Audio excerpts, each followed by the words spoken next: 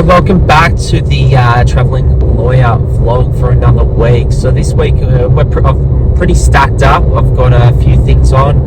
I'm on my way up to Brisbane Magistrates Court now to deal with the low range drink driving offence, .077 next day offence. Hopefully everything goes smoothly. Client's certainly done everything possible to try and put his best foot forward. Then flying down to Sydney this afternoon, and we'll have a middle range drink driving offence tomorrow at the Downing Centre. So I've had that on the books for a while, but we got quite a lengthy adjournment in that matter, so it'll be good to finalise that matter finally. And then on tomorrow afternoon, I will drive up to from Sydney up to Forster, where on Wednesday I've got a middle range drink driving offence. So then I've got to fly back to Queensland on Wednesday night because I have a criminal stealing charge at Southport Magistrates Court on Thursday morning.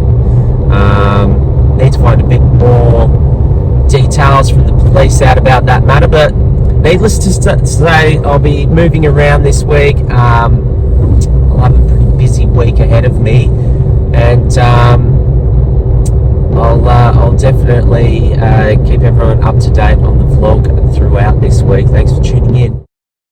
Right, so I've just come out of the Brisbane Magistrates Court today, where I've had a low range drink driving offence. .077 was the blood alcohol reading. It was a next day type of offence, so basically our client had consumed alcohol the night before, probably a bit too much, strong whiskey mixed cola drinks, and retired to bed about 10:30, 11 p.m.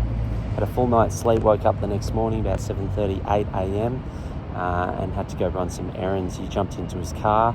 It was a weekend, and pulled over on Sunday morning, random breath test, certainly not due to his manner of driving, and recorded that reading. The police did say he was quite argumentative with police. He admits that he kind of tried to stall the process because he was hoping that the blood alcohol reading would go down. But that certainly didn't work. He got back to the station, and the final reading, as mentioned, was .077. Nothing aggravated about the matter. Sole occupant, RBT, next day offence, relatively low reading.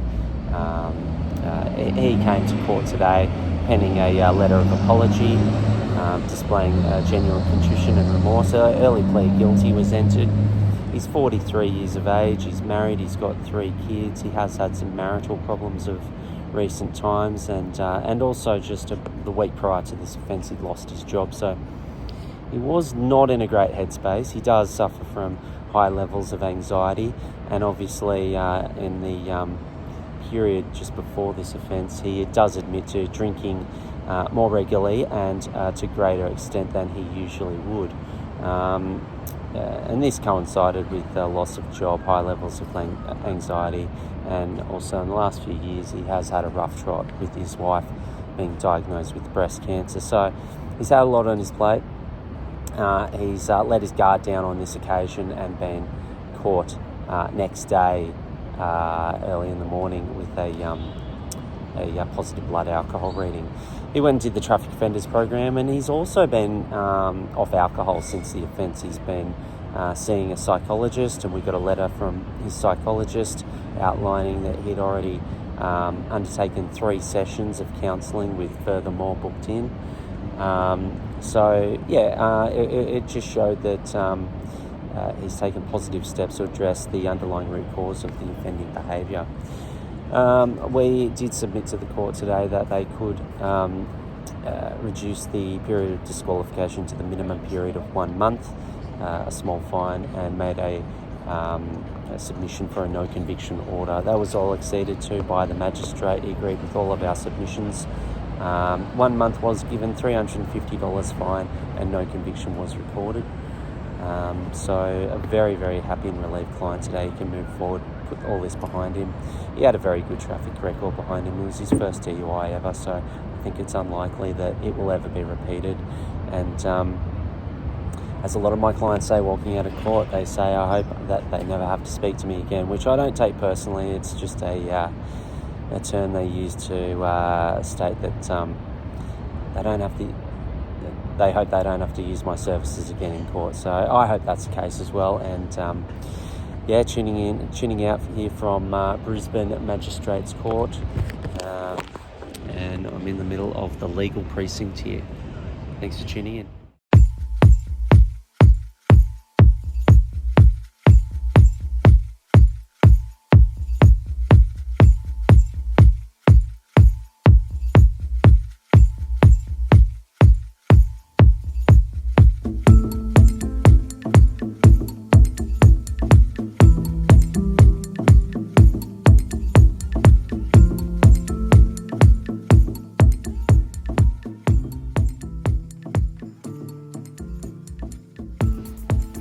So I've just landed down into Sydney, and on this trip I am staying at the Little National Hotel.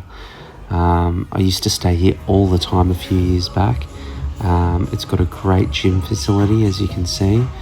It's pretty first class gym, although they're doing a bit of work at the moment compared to most hotels in around the major cities. It's got everything you want, and all the equipment's brand new, and it's a very well kept gym. So yeah, that's one of the main attractions of staying at the Little National Hotel.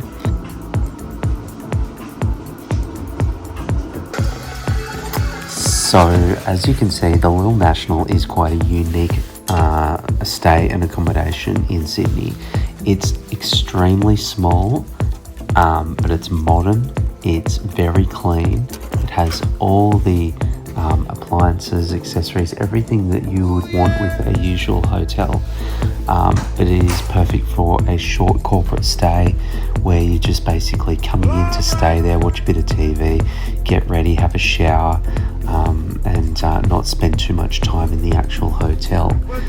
So yeah, perfect for a in and out, fly in, fly out sort of corporate stay. Very modern, very clean, as you can see. It's got everything you need.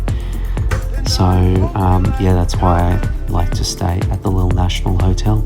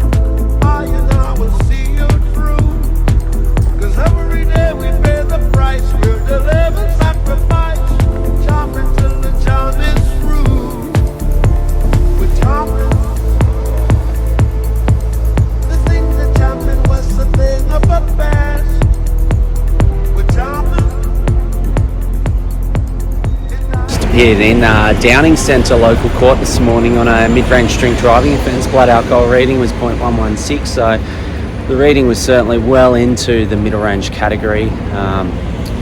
Client was extremely emotional over this entire matter. She was beside herself. It was a sort of case where solicitors will often say to the court that this was out of character for the client, that I really could say this in the most strongest possible terms, because this was very much out of character for my client. She has never put a foot wrong in her entire life. On the night of the offence, she had gone along to a hen's party where she had consumed 4 champagnes in a 5-hour period, had not consumed any food throughout the entire day.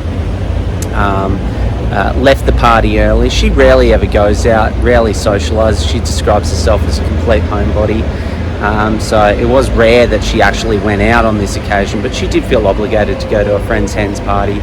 Had those 4 drinks, drove home, rushed Cutters Bay. There was a random breath test, which has been happening there for years.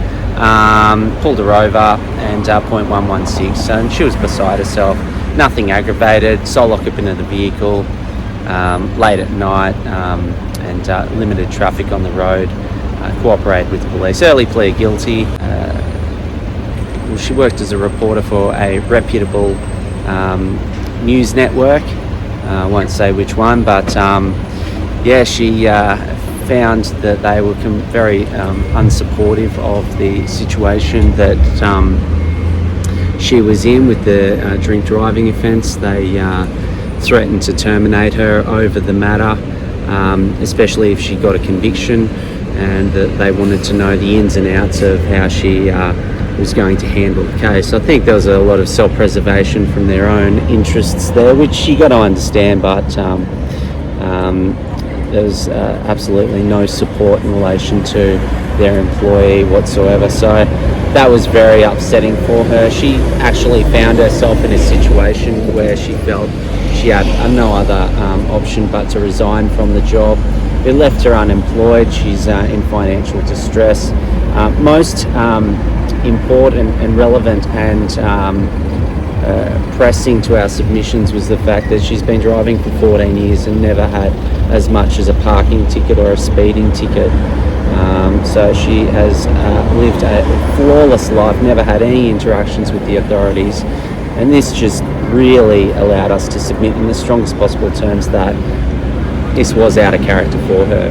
A very unlikely, isolated incident. It's not going to ever be repeated again.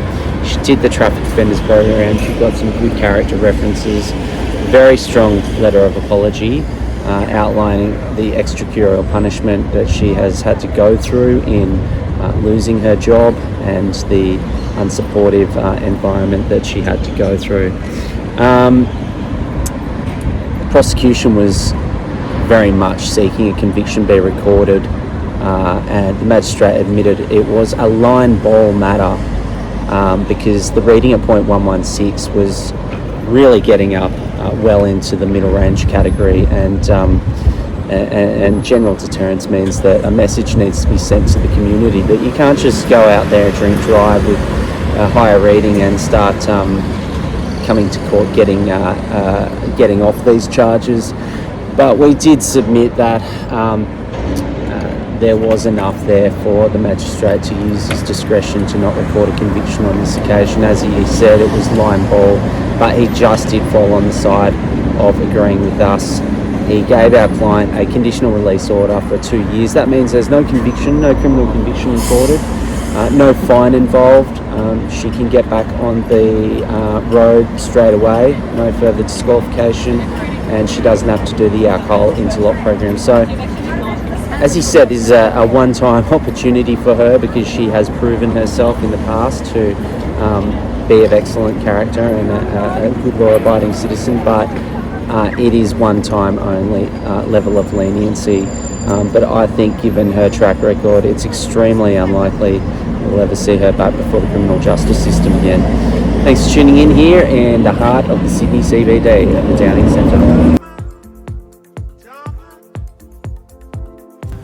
So after my court matter today, I actually went to Woolloomooloo to catch up with my parents. It was my mother's birthday today, and we went to the beautiful China Doll Chinese restaurant at Woolloomooloo to celebrate her birthday for lunch. Then it was straight into the car, and I had a road trip ahead of me. I was driving from Sydney up to Forster, which is about a 4-hour drive, and I was staying the night at Forster. I was staying the night at a pretty cheap and dingy and very basic motel because school holidays, that was really all that's been available accommodation-wise. And I didn't actually, as you can see, get in till quite late at night. And as you can see, there was a mega storm brewing throughout the night. However, the next morning it was all blue skies and sunshine, except it was extremely windy around Forster. So We're jumping, and we're jumping in the name of the Lord. We're jumping, we're jumping right straight from yours. Yeah. Holy Messiah, Holy Messiah. I've just appeared at Forster local court on a middle range drink driving offence. Now, I'd usually stand out the front of the courthouse just over here and give a bit of a case summary, but it's cyclonic out there, so the audio would just be terrible. But the facts of this matter were relatively straightforward. Our client has never really been in any major trouble before. He's got 6 entries on his traffic record over a period of 13 years. They're more minor, low-level speeding infringements. But this matter was a mid-range drink drive. It was 0.129. So the reading was certainly getting up towards the higher end of the middle range category, which in New South Wales is between 0.080 through to 0.150. So 0.129, he was definitely getting up there. There were a number of unforeseen events which saw him make a very poor decision on the night of the offence. He had been at home throughout the day. He had been drinking. It was his day off. He had been experiencing some significant stress-related issues in the workplace and at home. He's been living with his mother. He's 29 years old. He's been living with his mother now since moving back home to help take care of his father, who has since passed. But obviously it can get a bit testy when you're living with parents and you're at 29 years of age, and as mentioned, on top of that, there have been some work-related stresses going on. Unfortunately, he on his own admission has been using alcohol more frequently and in greater amounts. And on the day of the offence, he'd been at home. He'd had several gin and tonics to drink. His mum came home. She was obviously in a bit of a foul mood. It was the end of the week, exhausted. They ended up having a bit of a domestic argument. Nothing violent or anything like that, but it was a verbal argument, and it did begin to get quite nasty. So my client, after some time, decided to remove himself from that quite intense and volatile situation by getting into his car and driving around the corner, about 1 kilometre down the road from where he lives in Tuncurry. After a while, he began texting with his mum. His mum told him to come back, needed to feed the dogs. She was sorry. So he decided to drive back home. Now, on the way home, he was pulled over for the purpose of a random breath test. It was a stationary RBT that was set up, waving a lot of people in and breath testing them, and he was pulled in and positive reading, and the final result of that was a 0.129, quite a significant reading, well into the mid-range category. There's nothing untoward about his driving. It was an RBT. He was the sole occupant of the vehicle. Later at night, minimal traffic around. He'd only driven a very short distance. So there was nothing aggravated about the matter, except for the fact that the reading was sort of getting up higher there in that mid-range category. He since the incident has gone and got some very supportive letters from his workplace, from a lifelong friend of his, and his mother actually wrote a letter outlining the events of what took place on that night, and that she somewhat felt partly responsible. But at the end of the day, it was his actions that put him behind the wheel of the car after he knew he'd been drinking. It was probably a good thing to try and get out of that environment, but the way he went about it was all wrong. He could have just walked down the road rather than get into his car and drive. So it's been a salutary lesson for him, and one that he will not forget.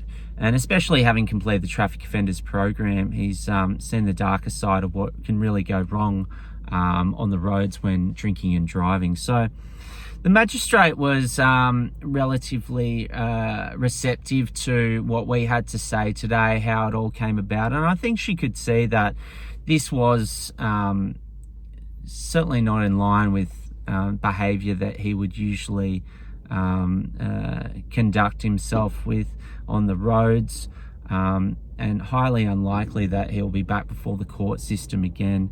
So the disqualification period was reduced to the minimum period, which is 3 months in New South Wales. Now that was backdated. He's already been off the road for 2 months and a week, so he's got about 3 weeks left to serve. But once he does finish that, he will have to get an alcohol interlock device fitted into his car for a period of 12 months. He was given a $700 fine, and that was the end of the matter. So I think our client's pretty happy that the matter is now over with, and he can move forward. He'll be back on the road in a few weeks, and he can put all this behind him. He was a very sort of a quiet, unassuming, studious type of person. He's an accountant, so he works in a professional industry. And I just think that it's extremely unlikely that he's going to make the same mistake ever again. But that's the matter that we had here at Forster local court today. The sun's starting to poke out now, but it is so windy outside, and we have had cyclonic conditions here overnight. So we had to batten down the hatches and brave the winds and the weather, but we got a good outcome here today. So that's made it all the worthwhile. So thanks for tuning in here at Forster.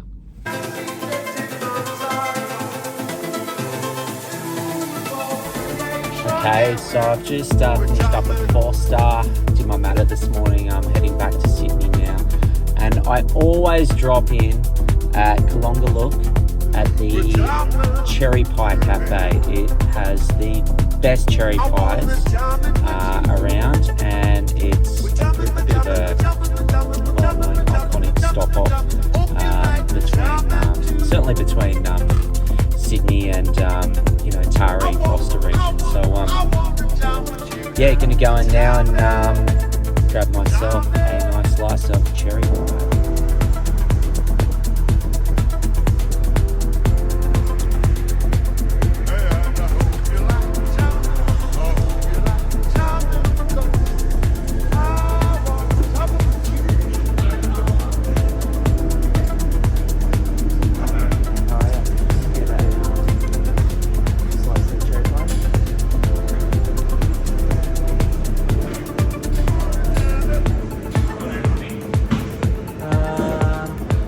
Maybe a little bit, yeah.